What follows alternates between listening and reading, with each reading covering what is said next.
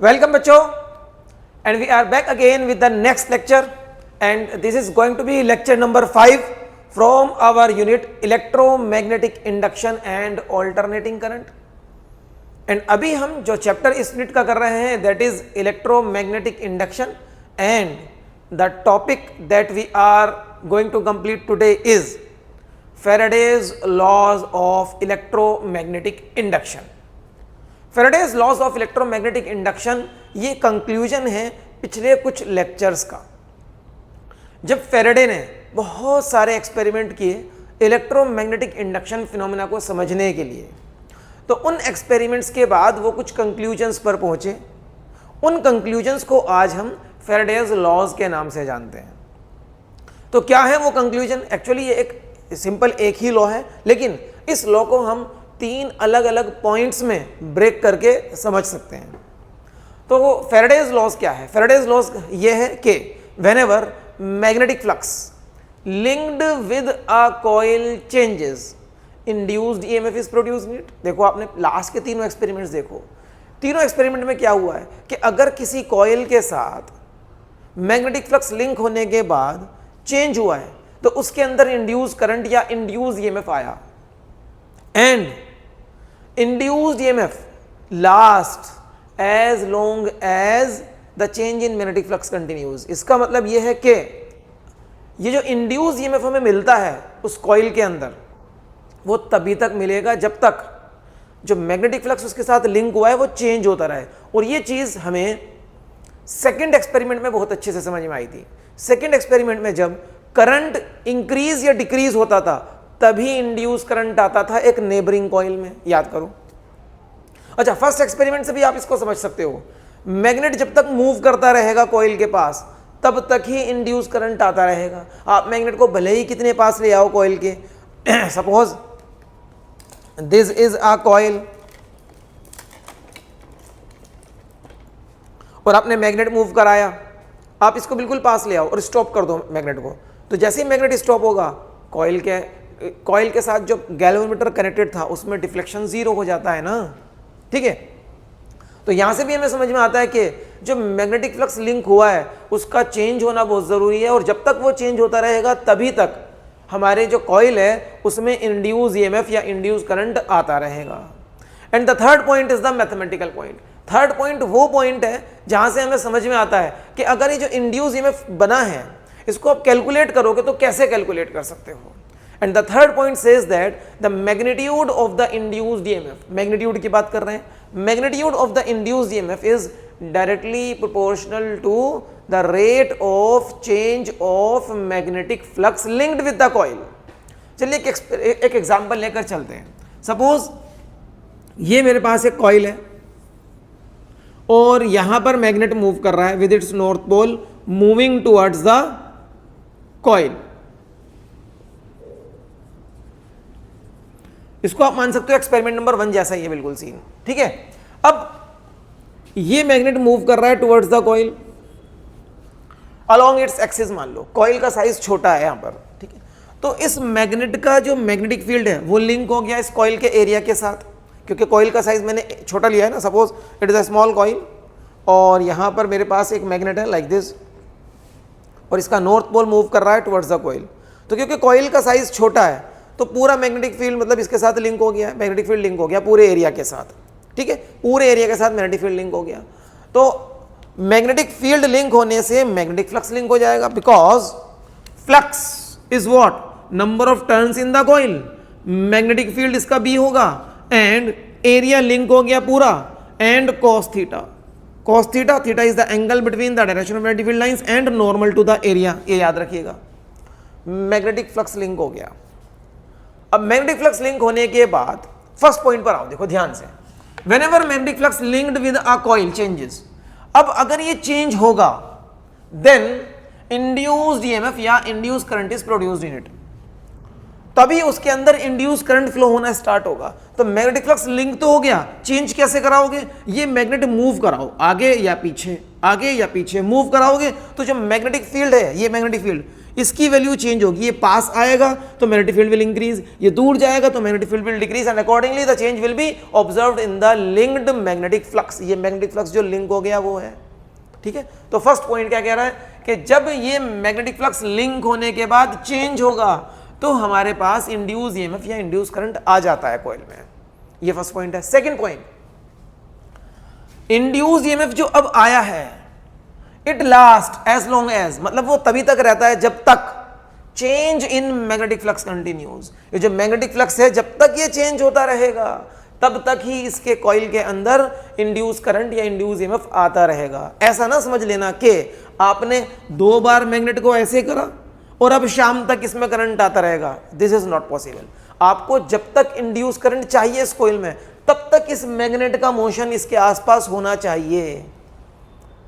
This is the second point of the law. Okay, the second point of the law is induced EMF last as long as the change in magnetic flux continues. And the third point है mathematical point, जहां से हमें जो induced EMF इसके अंदर आया है उसका मैग्नीट्यूड का फॉर्मूला मिल जाएगा।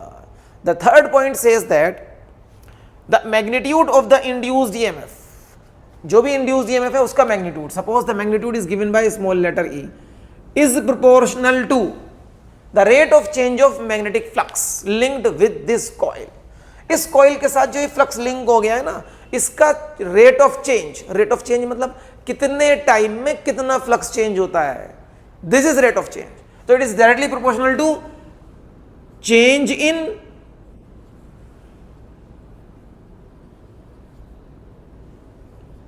Magnetic flux linked divided by the time taken for this change, divided by the time taken for this change। इसको मैं लिख सकता हूं like this, d phi by dt calculus की फॉर्म में। रेट ऑफ चेंज यही होता है ना, ये तो आप बहुत पहले से लिखते आ रहे हो। अगर आप लिखना चाहते हो rate of change of velocity तो कैसे लिखते हो, rate of change of velocity dv by dt लिखते हो ना, dv बाय डी टी लिखते हो ना, rate of change of velocity जिसको एक्सेलरेशन बोलते हो। वैसे ही rate of change of magnetic flux D phi by D T, rate of change of magnetic flux क्या देगा आपको, इंड्यूस्ड ईएमएफ देगा। ये फॉर्मूला अगर आपको कंप्लीट करना है तो ये फॉर्मूला कंप्लीट हो जाएगा like this, E is equals to minus D phi by D T, where phi is magnetic flux linked with the coil। and what is the significance of negative sign? negative sign यहां पर बहुत important है बच्चों। what is the significance of negative sign over here? negative sign का मतलब यहां पर क्या रहेगा, negative sign indicates opposing nature of the induced EMF। Opposing nature किसने समझाया था, लेंज ने समझाया था ना। मतलब ये नेगेटिव साइन यहां पर लेंज रूल की इंपॉर्टेंस दिखाता है, लेंज लॉ की इंपॉर्टेंस दिखाता है। इक्वेशन, ये लॉ, ये पूरा लॉ दिया है फेराडे ने, इसलिए बोलते हैं Faraday's laws of electromagnetic induction. लेकिन जो नेगेटिव साइन है उसको किसने समझाया, लेंज ने अपने रूल के अकॉर्डिंग समझाया। What is length rule, last 3 lectures में लेंज रूल बार बार डिस्कस हुआ है। लेक्चर नंबर 2 में लेंज रूल आपको अच्छे से समझाया भी गया था। लेंज रूल है कि the polarity of the induced EMF, जो इसमें इंड्यूस्ड ईएमएफ आएगा ना उसकी polarity, the polarity of the induced EMF is such that the current produced by it opposes the या tends to oppose the change in magnetic flux that produces it. ये NCERT के words मैंने आपको पूरे पूरे बोले इस टाइम। वैसे मैंने आपको कैसे समझाया था, length rule states that the direction of induced current is such that it opposes the cause of its own production. Length rule के अकॉर्डिंग इंड्यूस्ड करंट ऐसे डायरेक्शन में आएगा कि वो जिस वजह से आया है उसी वजह को अपोज करता है। तो अगर अपोजिंग नेचर है तो अपोजिंग नेचर को शो करना होगा नेगेटिव साइन से यहां पर। तो negative sign indicates the opposing nature of the induced EMF. Induced EMF के पास अपोजिंग नेचर है, किसको अपोज करता है, the cause of its own production, जिससे वो आया उसी को अपोज करता है। And what is the cause of production, cause of production is nothing but the change in magnetic flux. The change in magnetic flux, ये होता है cause of production, the change in magnetic flux linked with the coil.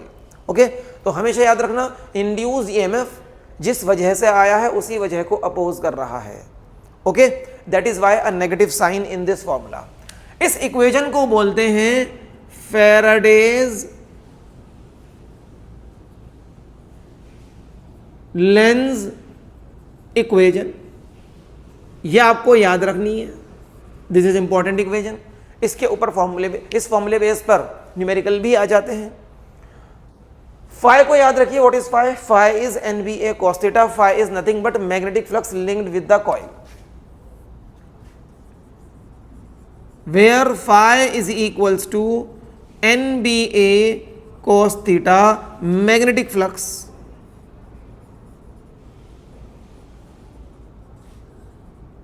linked with the coil। ये phi है NBA। N is number of turns in this coil, B is magnetic flux, magnetic field linked with this coil। अब ये magnetic field अलग अलग situations में आ सकता है। आप मैग्नेट ले आओ या इसी कॉइल को किसी यूनिफॉर्म मैग्नेटिक फील्ड में रख दो, जैसे एक्सपेरिमेंट नंबर 3 में हुआ है लास्ट लेक्चर, है ना, या इसके पास एक और करंट कैरिंग कॉइल रख दो जैसा कि एक्सपेरिमेंट नंबर 2 था, ये वाला लेक्चर, दिस वन, कि आपने अपनी कॉइल के पास, दिस इज द कॉइल, उसके पास एक और कॉइल रख दिया, करंट कैरिंग कॉइल रख दिया, लाइक दिस, उसका की को प्रेस किया, जैसे की प्रेस करते थे तो इसके अंदर इंड्यूस्ड करंट आता था और मोमेंटरी डिफ्लेक्शन आता था इसके साथ कनेक्टेड गैल्वेनोमीटर में। तो मैग्नेटिक फील्ड लाने के कई तरीके हो सकते हैं। ओके, एक्सपेरिमेंट नंबर 1, 2 एंड 3 में हम अलग अलग तरीके से मैग्नेटिक फील्ड लेकर आए। तो B is magnetic field in which the coil has been placed, A is area of the coil and that area with which magnetic flux has been linked या with which magnetic field has been linked। और ये area A अच्छे से समझ में आता है experiment number 3 में, जहां पर आपने देखा था कि एक कॉइल किसी ऐसे मैग्नेटिक फील्ड में, suppose this is the region of magnetic field, एक कॉइल पार्शियली आउटसाइड मूव कर रही थी लाइक दिस। तो कितना एरिया लिया था आपने? जो area within the field है, पूरी कॉइल का एरिया तो नहीं लिया था ना, जो area within the field है। इसीलिए हमेशा हम इसको बोलते हैं area linked, area linked, and theta is the angle between the direction of the magnetic field and normal to the area of the coil. इस कॉइल का एरिया का नॉर्मल भी तो यही बनेगा, ये एंगल। अभी आपको 0 डिग्री दिख रहा है but this angle can be other than 0 degree as well. Okay, तो ये आपका E is equals to minus D phi by D T, इसी को फेराडेज लॉ बोलते हैं। इक्वेशन का नाम फेराडेज लेंस इक्वेशन है। लेंस क्यों? क्योंकि नेगेटिव साइन लेंस ने ही अपने रूल से बताया क्यों आएगा।